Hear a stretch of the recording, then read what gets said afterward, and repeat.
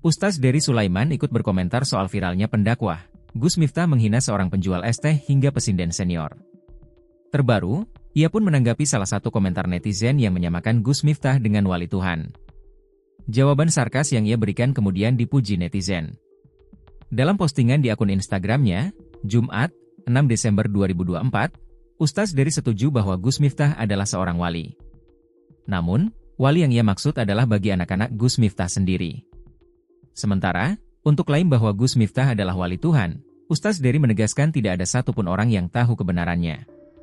Oleh karena itu, Ustaz Dery mengimbau agar publik dan masyarakat tidak memandang remeh pada siapapun. Gus Miftah sekelas wali, hanya orang yang ilmunya tinggi yang bisa memahaminya. Masya Allah, ini komentar bagus ini. Saya setuju ya. Dan memang sudah terbukti Gus Miftah adalah seorang wali murid bagi anak-anaknya. Dan beliau juga sudah dipastikan insya Allah akan menjadi wali nasab, wali nikah bagi putri-putrinya yang akan menikah nantinya. Dan kalau Gus Miftah memimpin sebuah kelas, otomatis dia akan menjadi wali kelas. Tapi itu nggak mungkin karena beliau adalah pemilik pesantren, nggak mungkin jadi wali kelas. Saya pernah berkunjung ke pondok pesantren beliau di Jogja, Ora Aji, Masya Allah, luar biasa.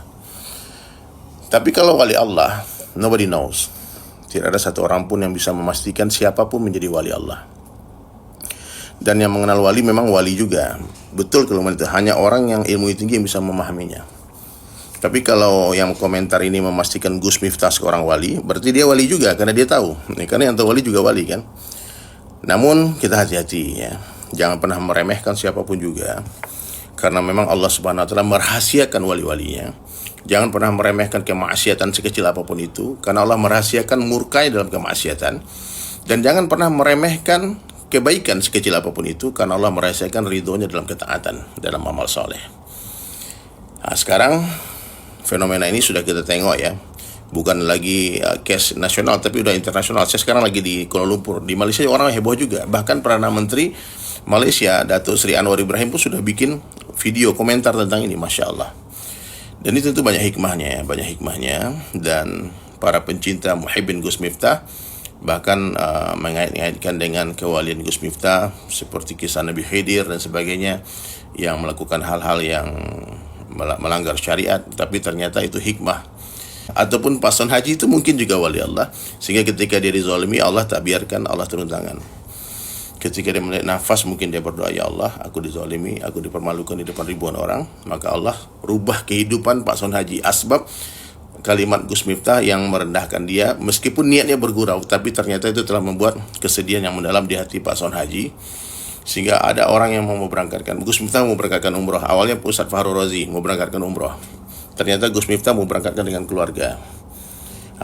Ternyata mendengar berita itu, Ustadz Fahru Razi pun mau berangkatkan haji furadah. Masya Allah, ini luar biasa nih rezeki beliau ya.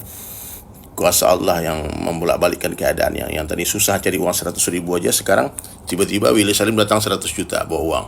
Tiba-tiba ada yang di TikTok Blue Sky katanya 300 juta. Mudah-mudahan sudah ditransfer. Ada yang mau bikinkan rumah Dr. Richard Lee.